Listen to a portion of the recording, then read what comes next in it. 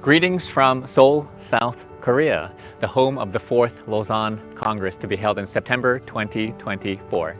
Now, one impact that you can see of Korean culture almost anywhere around the world in front of the Eiffel Tower and more is the heart. The heart when people take pictures. And I want to tell you about the heart of the Lausanne movement as well as more about the 4th Lausanne Congress in Seoul. So I'm going to do that by telling you about the heart.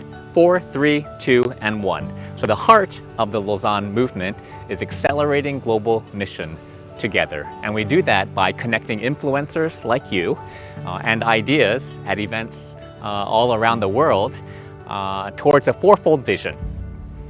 The gospel for every person. Disciple-making churches for every people and place. Christ-like leaders for every church and sector, and kingdom impact in every sphere of society. So that's the fourfold vision. And at Seoul, we'll have 3 gifts, 3 documents. And this is going to be some of the core resource of the Seoul 2024 process, which is starting with the global report on the state of the Great Commission. This will be our marching orders for understanding all around the world where are the greatest gaps, where are the greatest opportunities toward the fulfillment of the Great Commission. Secondly, something that we may call the Seoul Statement, and this will be both a theological as well as a strategic statement that helps us to understand in our realities today as well as our future how it is that we need to be thinking about God and His world.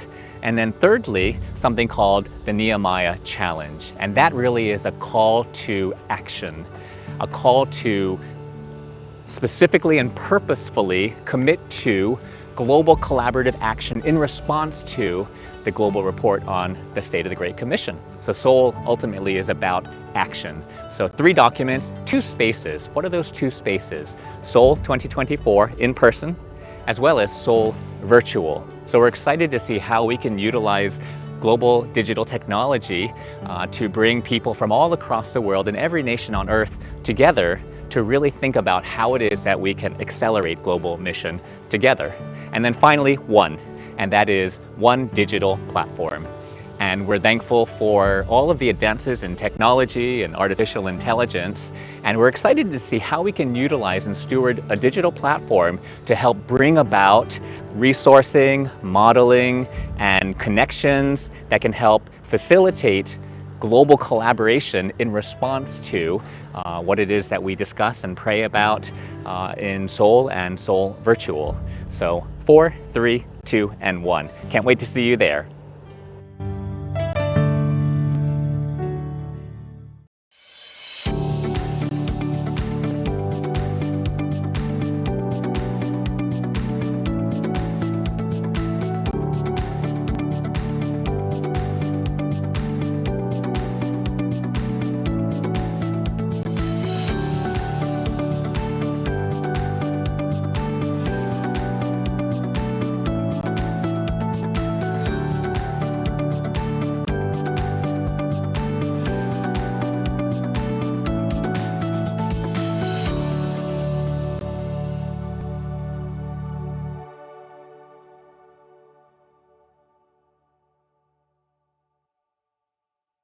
Good morning, good afternoon, good evening to all of you joining us here from different parts of the world today, whether you're joining by Zoom, by Facebook, or YouTube. We offer you a warm welcome. We're so pleased that you're taking the time to be with us today, and we're sure that your time will be well spent. As you know, this is the launch event for the Missions Conference to be hosted by Lausanne Caribbean, which will be held in July of next year in Guyana. My name is Yolande Cook, and I'm a member of the planning committee for the conference. And today I'm replacing Mrs. Francine Charles as moderator. We have a dynamic program for you today, and we hope it will provoke discussion, ideas, and maybe some possible solutions to global missions, but specifically to Caribbean missions. Our panelists are persons deeply rooted in missions, both in discourse and in practical outworking, and you'll shortly be hearing from them. The theme today is Redefining Mission for the 21st Century Caribbean, the whole church, the whole gospel, the whole Caribbean. And just to give you a flavor of how the program will run today, we will first be treated to opening remarks by the CEO of the Lausanne movement. And after that, we'll hear from our four distinguished panelists, four short presentations. A voice from the youth will then offer a perspective. And then comes your opportunity for questions and comments. Please feel free to place these in the chat feature throughout the webinar. Ladies and gentlemen, enough of my talk. It's time to hear our speakers. And I'm very pleased to introduce you to Dr. Michael O. Dr. O is the Global Executive Director, CEO of the Lausanne movement. He received his degrees mostly from the University of Pennsylvania. He also completed a Master of Divinity at Trinity Evangelical Divinity School, as well as a Master's in Arts in Regional Studies East Asia at Harvard University. Michael and his wife Pearl and their 5 children served as missionaries in Nagoya, Japan from 2004 to 2016. In January 2004, he founded a ministry called Christ Bible Institute, which includes a seminary, the Heart and Soul Cafe, and a church planting ministry. Dr. O's first involvement with the Lausanne movement started in 2004 at the Forum of World Evangelism. Then in 2006, he gave the keynote address at the Lausanne Younger Leaders Gathering. By 2007, he joined the Lausanne Board of Directors as its youngest member, and he has served as Global Executive Director and CEO since March 2013. Now, a reliable birdie, told me that as soon as Michael heard about this webinar focusing on the Caribbean, he wanted to be a part of it right away. So, Dr. O, we give you a warm welcome to give opening remarks for this webinar. Thank you so much, and greetings to you all, dear brothers and sisters. I also bring you just Christmas blessings from our family to you and to your family. We are in some very exciting days with the announcement of the 4th Lausanne Congress to be held in Seoul, South Korea. I have been, and our leaders have been traveling regularly now to Asia, and especially in Korea. During those travels, a lot of times I will run into different people who will tell me how proud they are to have an Asian leading Lausanne, and also for Korea to be able to be playing host for the 4th Lausanne Congress. And I just also wanted to say thank you, and just share a few thoughts in terms of the significance of having Dr. Lasse Newman as the Global Associate Director for Regions, being from the Caribbean. He and you as a region are making global impact, and Lasse is truly an ambassador from the Caribbean, literally to the whole world. And I want us to just pause to understand how significant that is. Lasse's leadership, having an Asian as well leading the Lausanne movement. This is a new day. This is a new season for the global church. I would dare say that I have never heard anyone say how surprised they were or how proud they were that a European or an American was chosen to lead a significant global ministry or movement. I think that is often just taken for granted. But we do not take it for granted when as those who are from Asia or Africa or from the Caribbean. We certainly love and so appreciate our Western brothers and sisters, but we're also so thankful that they are making space at the table for the whole church leadership. So this is an exciting day for the whole church around the world, including the Caribbean. This is so critical as we have a time now for you all as well to pray, to listen well, to lead humbly, and to serve faithfully. So 2023 will be an exciting year with many strategic gatherings that will all be a part of this historic process of Lausanne 4 that will lead to the 4th Lausanne Congress in Seoul and launch out from the 4th Congress to the rest of the world. We'll have regional gatherings all around the world, the Theology Working Group, a Lausanne Generations conversation, and more. And I would just remind you and ask for your prayers and also your advocacy as ambassadors for Jesus Christ and also for the Lausanne movement as you share about the 4th Congress and Lausanne 4, to remember what I just shared in that video, if you saw it, which is that the heart of the Lausanne movement is accelerating global mission together. And the Caribbean is a critical part of that togetherness.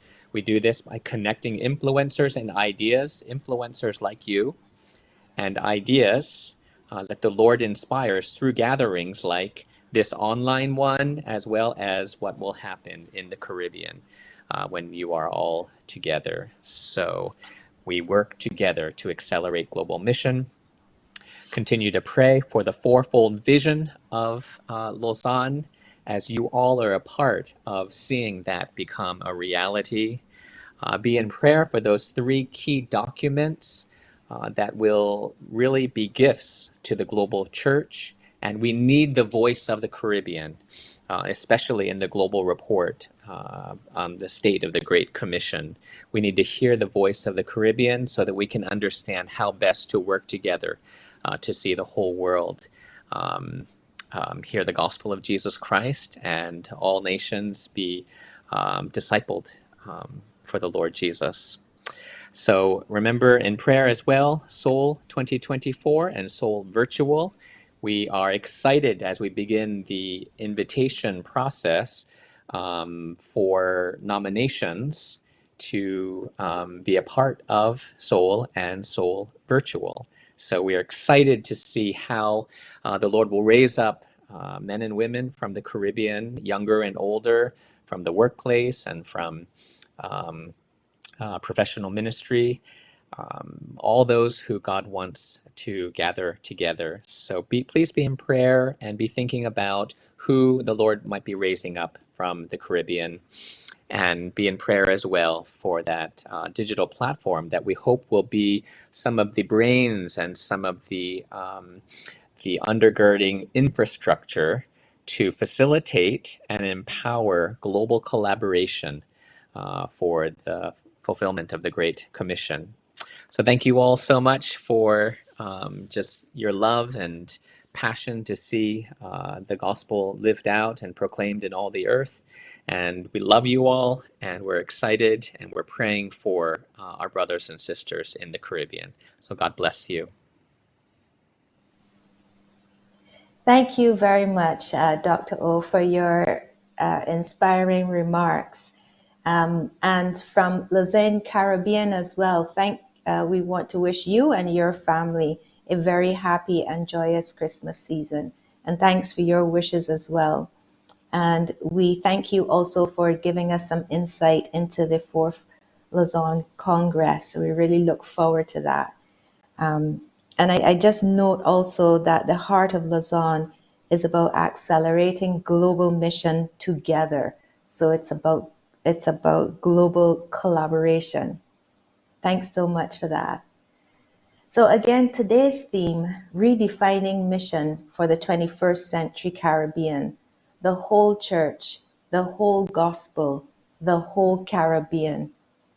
Some of the really big issues we face in Caribbean mission are hard questions that we need to face, and We need to work together to find creative ways to promote truth.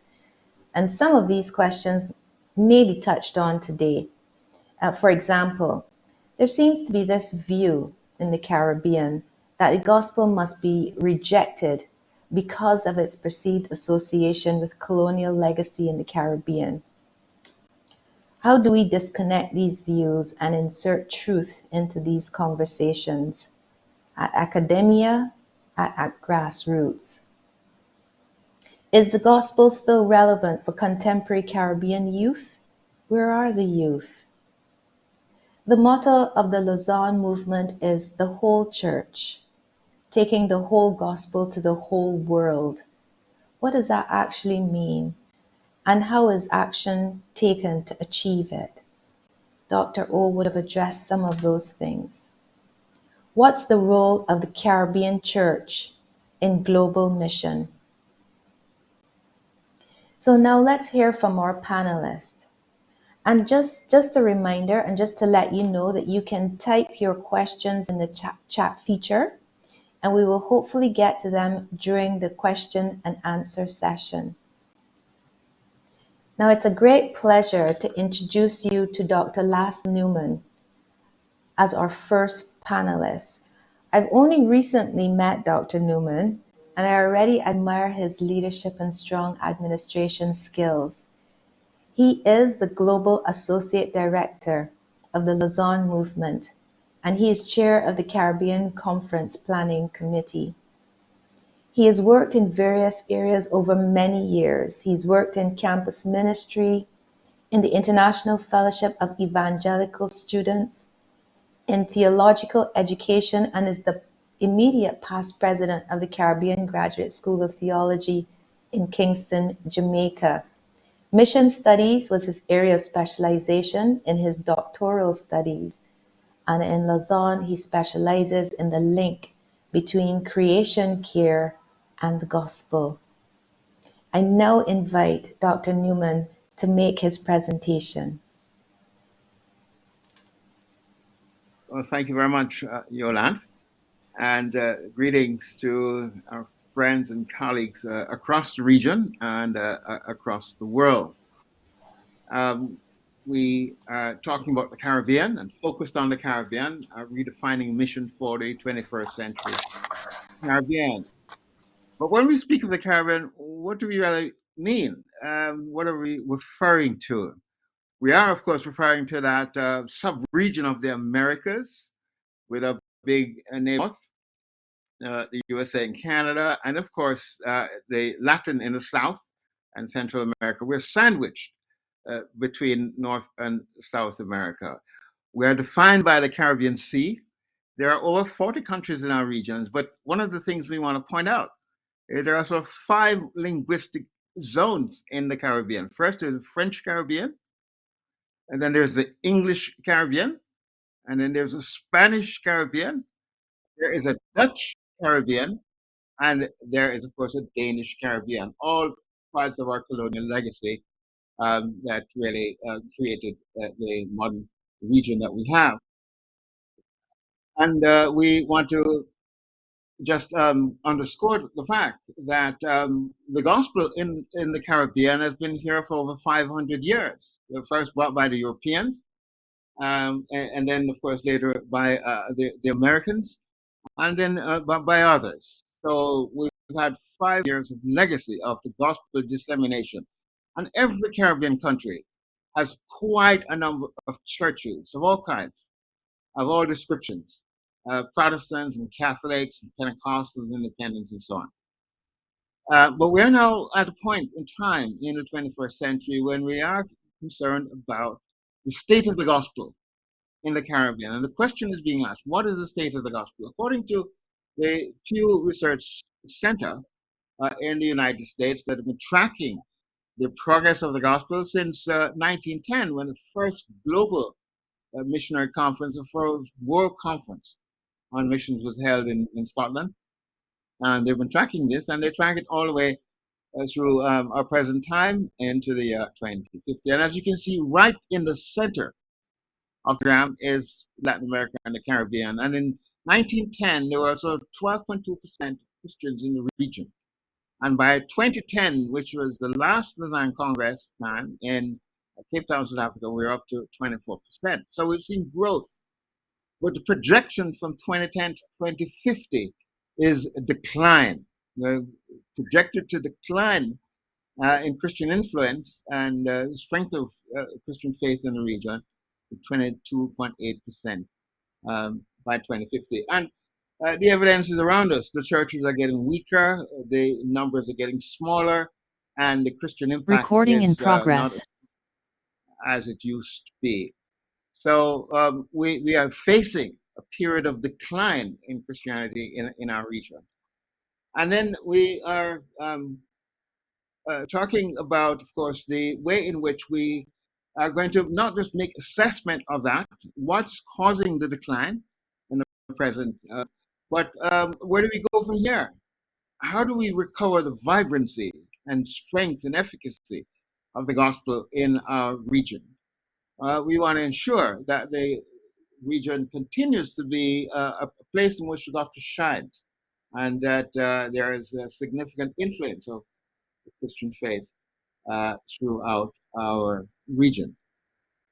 Do we have the presentation, the slide presentation now? I think we have lost our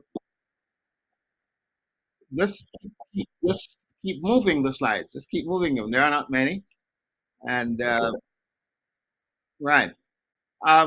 We just want to point out that at the present time, the population of the Caribbean, as of the 31st of August, 2022, is 44 million, is estimated by the United Nations. We are just a small fraction of the total world population of 8 billion, but we are significant. Keep moving the slides, and we have just addressed some of the key questions which this webinar will explore. Keep moving. Yeah, I just want to share with you a summary of one of the significant things that have happened over the past 2 years.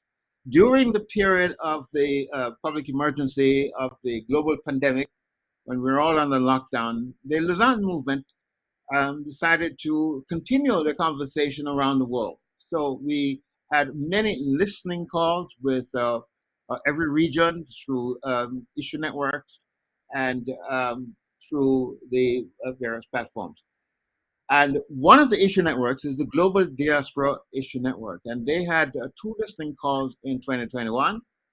And they had 42 and 64 participants from 26 different countries. I just want to share with you a bit of their conversation and the conclusions that they arrived at regarding missions. Next slide. Their conclusion is that the theological understanding of mission as missio Dei, which is a concept that emerged and was significantly used to define and describe missions in the 20th century, missio Dei, the mission of God. Their conclusion is that now that the paradigm of missio, of sending, associated with the idea of go, are directional terms and comes with perceptions of the colonial and Christendom context. This is their conclusion. And so they argue that a fresh theological and missiological reformulation in terms of a new paradigm, a new concept called modus Dei, the move of God, is not only pertinent to diasporic realities, but holds remarkable potential for a constructive theological framework that is consistent with biblical, historical, and theological understanding of God and of God's ongoing work in the world.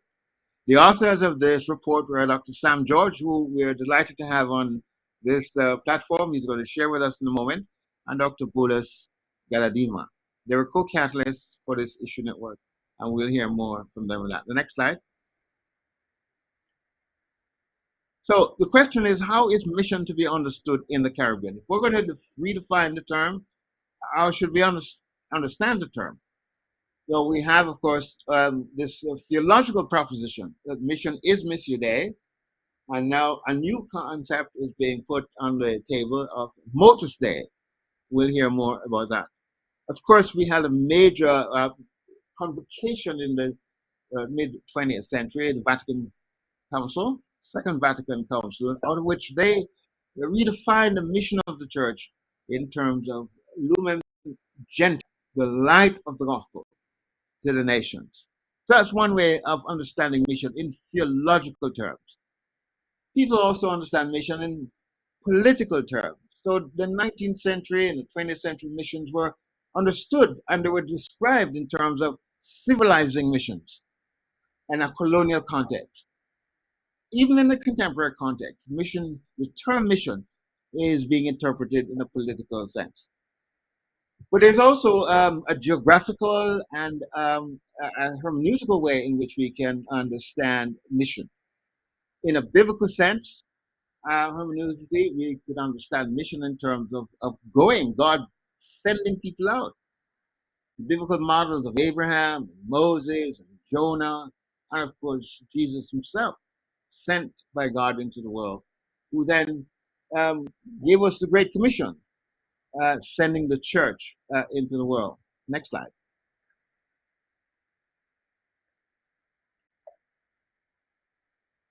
So we are now talking about the way in which the gospel is at work in the world. And we are now understanding the term, particularly in the Lausanne movement, in a polycentric way. That is the gospel from everywhere to everywhere. So the gospel is not just from the west to the rest. It's not just from the north to the south, but it's now from everywhere to everywhere. The church has been planted across the world, and we are expecting, and the Lord Himself is expecting His church to take the Great Commission into all the world. The next slide. I just want to make a comment on the term that we're using, the slogan from Lausanne, taking the whole church, taking the whole gospel to the whole world. Where did it come from? It came out of the preparation for the third Lausanne Congress in Cape Town, South Africa, from the theology working group. Preparing for the Congress, they had 3 consultations with a total of 60 participants from all continents. And they considered 3 main themes. The 3 main themes of the Lausanne slogan, taking the whole church taking the whole gospel to the whole world. And the 3 meetings they had were in 3 different places, 3 different continents. In East Asia, they discussed the whole gospel. In the Americas, they discussed the whole church. And in Lebanon, in the Middle East, they discussed the whole world. And these documents are on the Lausanne website. You can read what the theology working group produced in terms of their discussion and the examples that they cited and the conclusions they arrived at. All of these are available on the website. Next slide. So, from my perspective, the whole church is the whole church. Catholic, Protestant, evangelical, Pentecostal, and independent. And when we say the whole church, we're speaking about the church gathered and scattered around the world, where the gospel is preached, the sacraments are observed, and where Jesus Christ is the Lord and the head of the church. So the whole church has been given this mandate to go into the whole world and to proclaim the gospel. And when we speak of the whole gospel, we are speaking about the gospel in terms of its uh, integral sense, in terms of the proclamation and the demonstration, in terms of word and in deed. So we look forward to the discussion that follows, and we trust that this webinar will help us to explore some of these concepts and to be able to arrive at some common understanding of what is it we're called to do and the people who we are called to be for Christ in this world. Thank you. Thank you very much, Dr. Newman, for giving that context of the Caribbean region, and especially explaining this fresh and new paradigm for mission. So the mission of God and the move of God, but also too for just explaining those 3 main themes of Lausanne, the whole church, the whole gospel, the whole world. I really appreciate you giving that background. Thank you. So we move to our second panelist now, Dr. Sam George. Dr. George is the director of the Global Diaspora Institute. He serves as a catalyst of the Lausanne movement and travels widely to teach and minister in diverse contexts. He holds degrees in engineering, management, and theology. He specializes in diaspora missions and distributes his work through books and a regular podcast. I now invite Dr. George to make his presentation.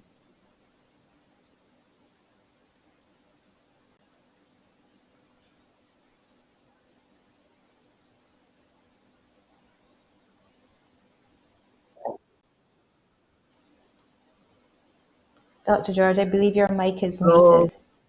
Hello. Can you hear me? Okay. Yes. Sorry about that. Hello, everybody. Very glad to join you for the Lausanne Movement Caribbean Gathering. And I look forward to joining you in Georgetown later this middle of next year. I come to you from Chicago. I am originally from India. I've lived in 5 different countries and studied, worked in different fields. Last 5 years or so, I'm attached to Chicago at Wheaton College, and I teach at the graduate school and also teach at doctoral programs in Asia and Africa. So grateful. I want to kind of share a little bit in the time that we have and kind of set a background for understanding Christianity in the 21st century. And maybe we'll have more time to understand both from a theological and missiological perspective and at the Georgetown gathering. But I want to kind of get the conversation going. And please feel free. I will make these slides available to you if you need it. But please stay with me and try to understand the concepts that might be helpful to see what we are talking about. Well, I'm titling my talk as Global Diasporas, how the dispersed are transforming and advancing Christianity. It is a big scoop. It's kind of a 50,000 feet view of Christianity, how Christianity has transformed in the last several centuries, and particularly in the last 2 centuries, and beginning to look at the 21st century realities. I say that human migration has been a defining issue of our times, all through human history.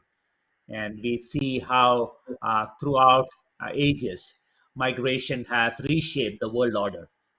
And through slavery, indentured labor, economic aspiration, empire and imperial motives have all displaced people.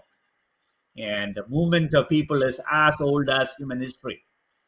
But the scale, the volume, the urge, the speed, and the direction of the movement of people at the present times is totally unprecedented. And this has been in the forefront of shaping and reshaping of Christianity as well.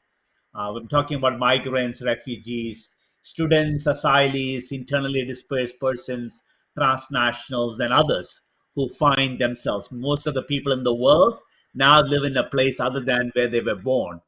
And this is fundamentally altering the world order. We are also at a juncture when there is Christians in every country of the world, and gospel has reached into the earth in some way. And there is a church, there is brothers and sisters in every corner of the globe.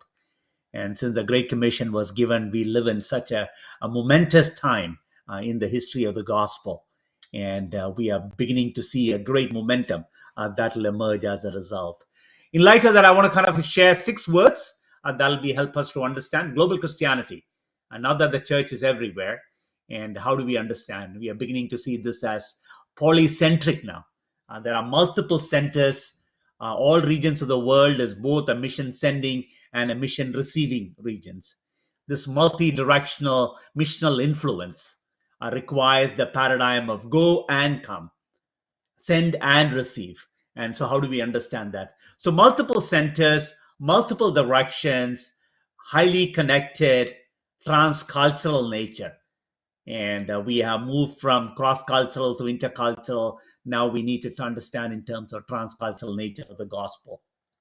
Multifaceted, there are many sides of it. Traditionally, in the 20th century, we talked about word or deed, and now we're talking about multiple facets, and it's metaversal. We are immersing into a new reality of gospel progress and gospel advancement in this new context. So, how do we understand this? And I claim my Professor Andrew Walls' statement: migration has been a more significant event in Christian history than the Protestant Reformation itself. What he meant was, immediately after the 16th century Protestant Reformation, record number of Europeans went everywhere.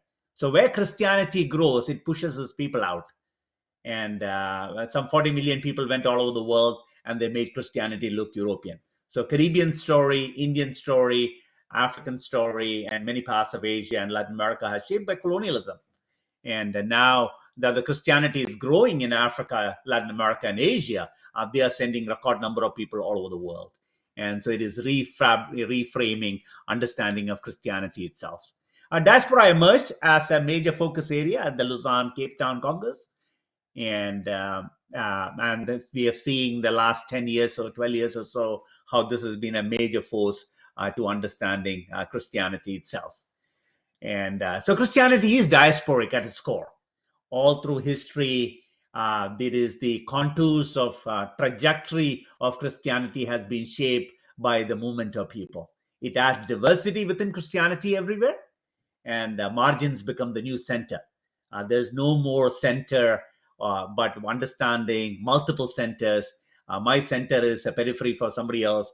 Some periphery that I consider is a center for somebody else. And so this multi-perspectival view and understanding of Christianity. Diasporas accelerate the advance of the gospel. And in spite of all the strategies and resources and personal, we have only reached around one third of the world Christianity's influence. And now we are looking at a togetherness, a great level of collaboration and partnership will accelerate because Christianity is become local everywhere, and it's also become universal because we have a lamp of God who takes away the sin of the whole world. Understanding universality of the gospel and Christ's claim and the reign in the world. Diasporas makes the gospel global locally.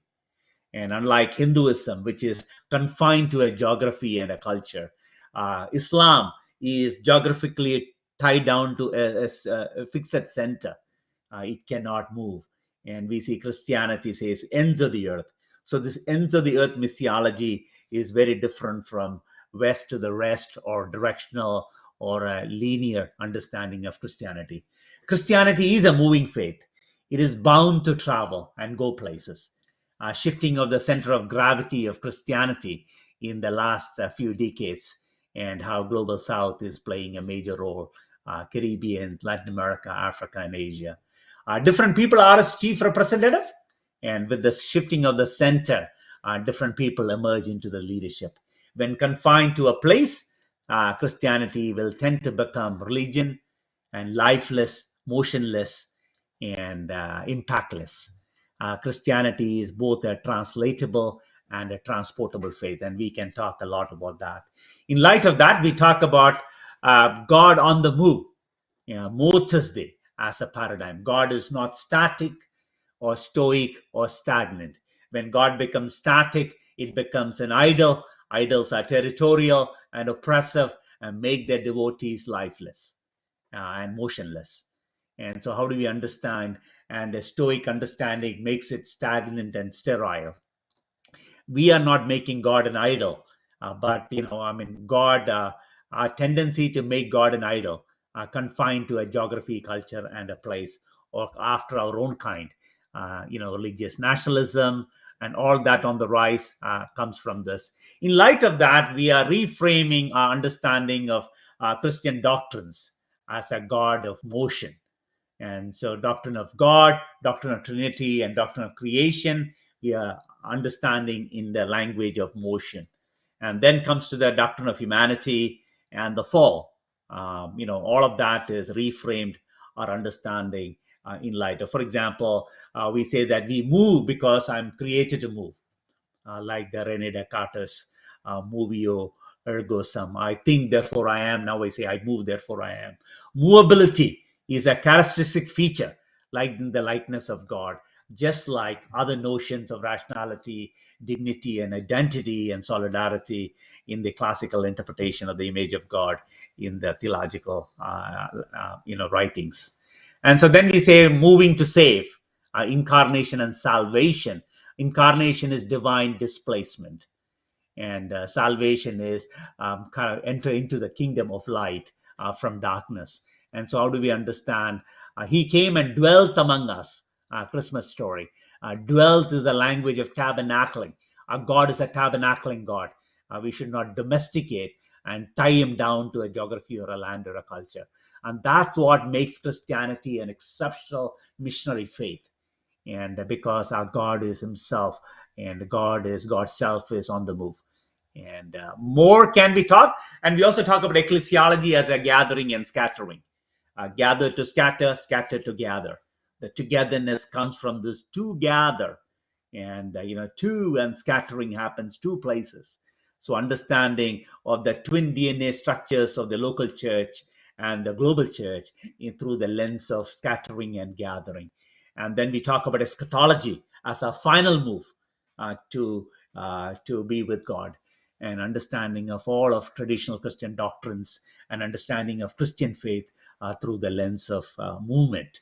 And because our God himself is a movement, because static gods are idols and oppressive. More is there. My recent writing, the volume 3, has a whole section on Motors Day, and we can talk more in the discussions, and you can find more. And I look forward to coming to Georgetown, and maybe we'll unpack more. How do we understand this global, polycentric, omnidirectional, hyper-connected world, and how mission influence will happen across multiple spheres, and gain great momentum in the 21st century. And we are at the cusp of major gain and togetherness as will arise in the coming years and decades. We are living in an exciting time in the history of Christianity. And I hope you will all be part of the conversations in Guyana, and as well as in 2024 in Seoul. Thank you very much. Thank you. Thank you very much, Dr. George, for that very insightful presentation. You are truly a global person in your life experiences, but also in your studies and your research. And we really do look forward to unpacking a lot of those very interesting concepts in Guyana. Very interesting concepts. Really look forward to unpacking those. And I'm excited that Christian Yes. missions is at the forefront of the metaverse. The whole idea of Christian missions within the metaverse is very exciting. So thank you very much for that. And just a reminder to those of you who are joining us on any of the platforms that you can type your questions in the chat feature. And at the appropriate time, we will get to all of them and we will take them in the order in which they have been received. I'm now pleased to introduce our third panelist, Dr. Denise Margaret Thompson. Dr. Thompson is the International Director of Black Scholars and Professionals, InterVarsity USA. She is a professor and entrepreneur with over 30 years of experience in teaching, technology innovation and commercialization, program management, and research. She is co-founder and executive director of the Caribbean Fine Cocoa Forum, volunteer coordinator of the Caribbean Fellowship of Evangelical Students, Graduate and Faculty Ministries, and past director of the Cipriani College of Labor and Cooperative Studies. I now invite Dr. Thompson to make her presentation. Thank you very much for the very kind introduction. And I'm honored and humbled and challenged today. I'm told I have 4 to 5 minutes to share my thoughts on three particular aspects of the four questions we looked at with respect to Caribbean missions and how we redefine Caribbean missions, its relevance, and its actual, not perceived association of the gospel with colonialism and continuing legacies of colonization in the Caribbean. The whole gospel taken by the whole church to the whole world. And then the place of the Caribbean church in global mission. So all of that in 4 minutes. I love it. I represent the Caribbean diaspora. I'm an engineer, as you're told, academic, innovator, entrepreneur, university president, and I'm a woman who loves Jesus and I love to talk. Trevor Noah told us just last week in the final episode of his 7-year run on the Daily Show that you do well to listen to women. So today I have the privilege of talking as an academic, a Caribbean extract, and a woman. If you want to know anything he says or what to do about anything, listen to the woman. I have 3 points this morning in redefining mission for a 21st century Caribbean. If the Caribbean church is going to improve our effectiveness, visibility, and relevance in our mission, we do have to redefine mission. As a Caribbean IS IVCFer, I would say the church's mission is to know Christ and make him known. As a Caribbean expat here in the US now, my role in InterVarsity USA is to help the church see every generation of grad students, faculty, and other professionals of African or African American descent transformed by Christ, renewed in their academic pursuits or professional callings, to become agents of transformation in the community, the church, and the world, which sounds very much like what Caribbean Mission is. As we go, it will take the whole church to bring the whole gospel to the whole world as we go making disciples. While I represent the corner of the church in the academy, it's the whole church on mission. Quickly, I have a couple questions I want us to think about as we pursue the thought. What would it look like if every custodian, every car park attendant, every school child, artist, athlete, musician, IT professional, office worker, or accountant, every grad or undergrad student, faculty, or university administrator were affirmed by church in their academic pursuit or professional calling and commissioned, sent out on mission each week to know Christ, to make him known, as we go making disciples in the lab, in the classroom, in the office, on the street, in the community, in every corner of every campus. What would it look like for our churches, our Caribbean churches, to ordain and bless laborers and artisans, athletes and artists, students and teachers, every time we change jobs or go to a new grade or qualify for a competition at the international level? What would it look like to affirm and ordain our scholars, to welcome, celebrate, and ordain them to join Jesus in the academy where they go, as they go, as we go, as you go? Join him in influencing the people, the ideas, the structures of the academy that influence every aspect of our society. The whole church on mission, each intentionally affirmed and ordained in our calling and vocation to know Christ, make him known, as we go make disciples every day, everywhere, every time. The whole church, taking the whole gospel. And I'll try to keep it out of trouble here in the next 2 minutes left to me. Jesus of Nazareth went back to where he was brought up. And the good news he proclaimed was that the Spirit of the Lord is upon me. He's anointed me to proclaim good news to the poor, freedom for prisoners, recovery of sight for the blind, set the oppressed free. The Message version calls the oppressed the burdened and battered. Freedom, love, reconciliation, God in Christ reconciling the world to himself and to each other. Freedom from bondage, blindness, oppression. Yes, Jesus proclaimed his mission as one of freedom. What is the good news we proclaim today from the Caribbean to our 21st century Caribbean brothers and sisters? Freedom from the debilitating effects, real effects of empire and imperialism, colonization, including slavery and indentureship. In the words of Sharon Lisa Harper, former Ivy staff worker of Barbadian descent, what is the very good news of the very good gospel we proclaim today?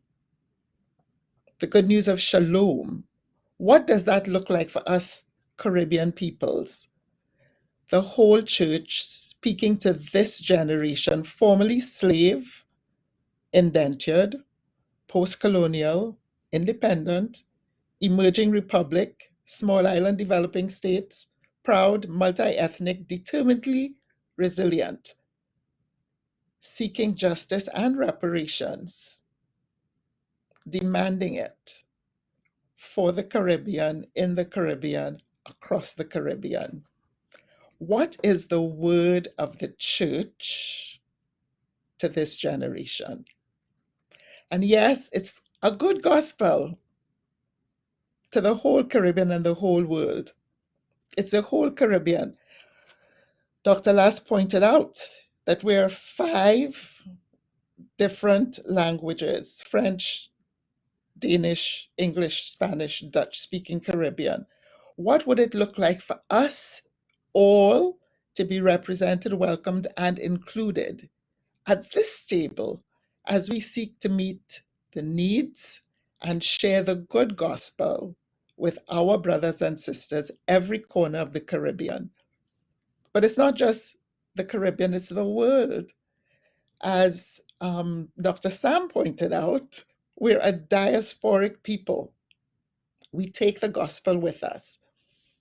2.5 years ago in the pandemic, about 80 University of the West Indies grads from 1977 to 1981 got together on Zoom, and we've been meeting ever since. We're scattered literally across the Caribbean, across the world now.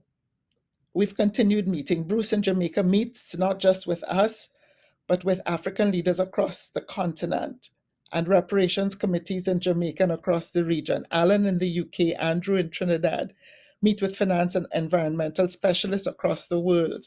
Penny writes broadly, each of us part of the church, the Caribbean church, to the whole Caribbean and the whole world. Last week, I met with some of my grad students here at Stanford, international scholars from over 23 countries, including the Caribbean. We have grad students here, one grad student in InterVarsity from St. Vincent and the Grenadines. In September, 2 weeks ago, in July, I physically and virtually prayer-walked campuses in Ireland, in Wales, in the UK. We visited the missions conference in Ghana and different centers across the US with prayer partnering churches longing for revival among grad students and faculty in general, grad students and faculty of African descent in particular. The whole Caribbean, taking the whole gospel to the whole world. We in the Caribbean have a particular role, unique, and kingdom impact. We, of the 5 different language peoples of the Caribbean, have a role to play, I believe, in the present desire for unity among the church. We Caribbean scholars of African and Indian and European descent have a role to play in speaking into the pain and rot of the festering sore of disunity in politics, in economics, in the church that's trying to tear us apart.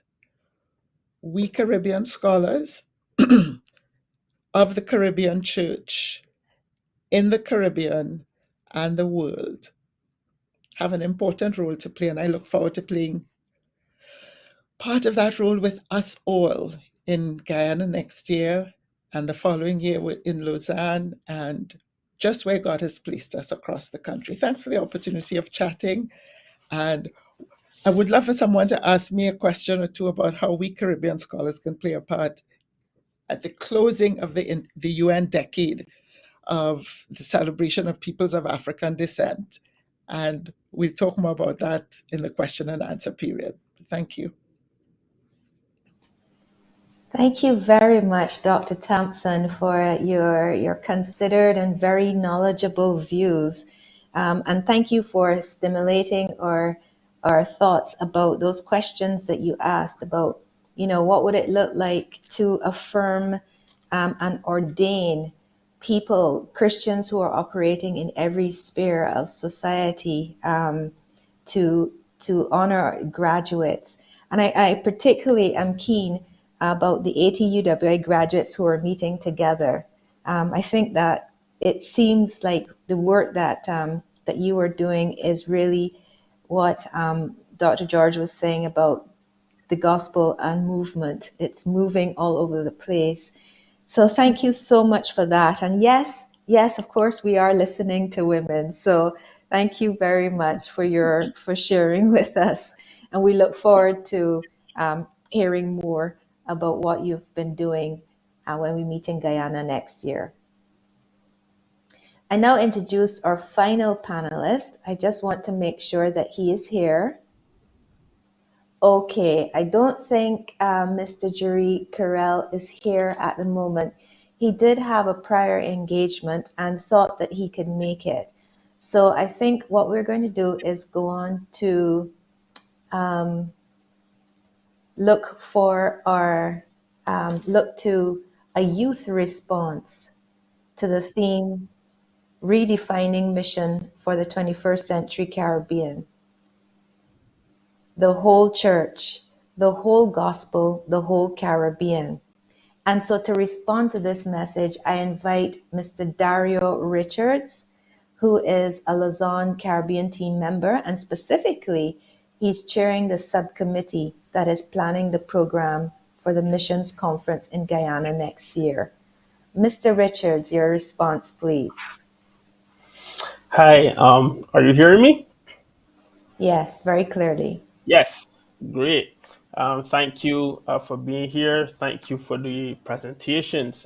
Very excellent presentations by our panelists thus far. Very informative and giving a really good picture. If I think about a youth perspective from all I have heard, one of the things that immediately comes to mind is, the narrative. There are these two narratives that I have consistently heard about the church in the Caribbean from since I was a child, since I gave my life to Christ, and my involvement in mission since then. And these two things are one, that in the Caribbean church, we struggle to do discipleship. There's always the conversation about how good we are at making converts, but we struggle to make disciples. So it is always as though the church has a back door, and more people fall out than come in. And the second narrative that I came along and found, and in some ways still remain, even Dr. Sam would have mentioned the fact that missionaries are being received and sent from all nations. There's still this narrative about the Caribbean where we are primarily viewed and see ourselves as a mission field as opposed to a mission force. And obviously, there are a number. This webinar is evidence that there are a number of Caribbean people currently engaged in global mission. But when you compare the number of churches that we have, the number of